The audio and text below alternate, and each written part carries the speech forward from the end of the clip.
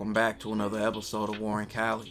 In this episode, I will detail the story of how a TRG member lost his life in prison. Zenith and Lil Decker both were admitted members of the Tiny Raskal gang, aka TRG. TRG was developed in Long Beach, California during the mid-80s after many immigrants came to America and were picked on, so they made the gang at first to protect themselves. The TRG gang was created by Cambodian immigrants and later accepted other races into the gang. They would later expand all over California and in several states across the country. This would gain them many rivals in the several cities and states that they were in. Zenith and Lil Decker and 4 other members of the TRG encountered several members of the Cadillac Boys, a gang based in Orange County, at a pool hall.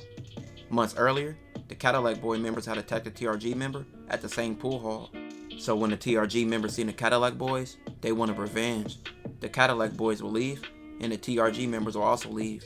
Zenith and Lil Decker would get in one car, and the other TRGs would get into another. As Zenith left, he told other members to call him when the Cadillac Boys' car left. When they did, Zenith said, "Alright, okay, I'm on them." Another TRG member named Lee later testified that Lil Decker was excited to put in work. He heard Lil Decker excitedly say, "Keep up on them. That's them right there. Watch out for them, let's get them."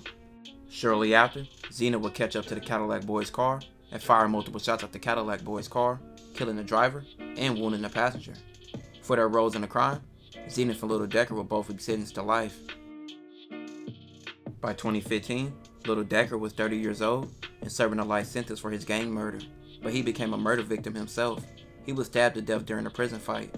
Lil Decker was pronounced dead at a hospital near Calipatria State Prison. Lieutenant Silva of the California Department of Corrections said that Lil Decker and 2 other inmates began fighting in facility's B yard, a general population, maximum security area. He would say his team would get together to try to stop the fight and subdue the inmates. He said staff used pepper spray and foam-tipped rubber rounds to control the violence.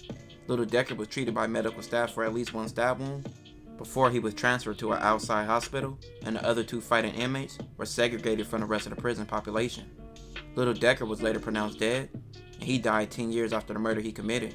He was 30 years old.